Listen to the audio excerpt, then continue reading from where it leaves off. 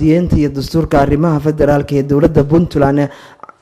Master Jimcaale ayaa maanta baarlamaanka dowladda Puntland horgeeyay heesta uu yeelan doono calanka iyo waliba astaanta dowladda Puntland waxaana golaha baarlamaanku halkaas ugu sharaxay inay heestaan tahay heestii golaha wasiirada u ansixiyeen inay noqoto heesta calanka isla markaana ay iyadu muusigeeda ay baambeeda u garaacaan ay tahay mid aan la mid ahayn muusiga cadiga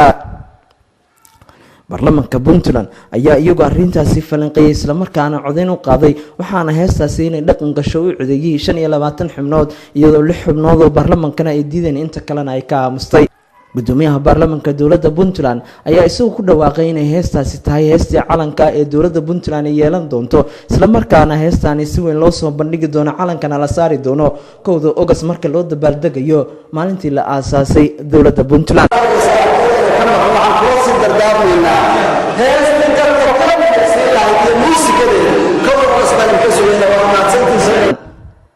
sidoo kale ayaa golaha baarlamaanka maanta isagoo hor istaagay ninkii isagu lahaa miraha heestaasi oo isagu sheegay tafaasiilna ka bixiyay heestaani iyo qaabka uu u sameeyay isla markaana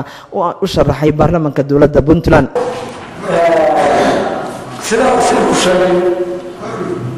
laba timaad heesta ku soo daray baarlamaanka guddiga joogtada ah kaamilna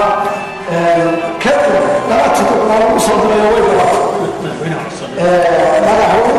madaxweynaha codsaday intaas kama ammaanay wasiirada amar u siiyay inaan guddigii koowaad asxay hawsha inaan ku soo daro hada ama aan dumanaya kabacdina waxaan gelinayaa rikoorka cadilka inkasta oo qaabka aan soo duubnay sida wasiirku ii sheegay aan ku soo duubnay dhawaanayay markii golaha wasiirada dowladda Puntland ay qalinka ku duugeen heestan isla markaana maantana baarlamaanka Puntland loo soo gudbiyay iyadoo baarlamaankuna ay ansixiyeen calankana dhawaan la saari doono xilliga la gaaro maalinta loo dabaaldego maalinta la aasaasay dowladda Puntland Maxamed Saciid Yuusuf Home Cable TV Garowe.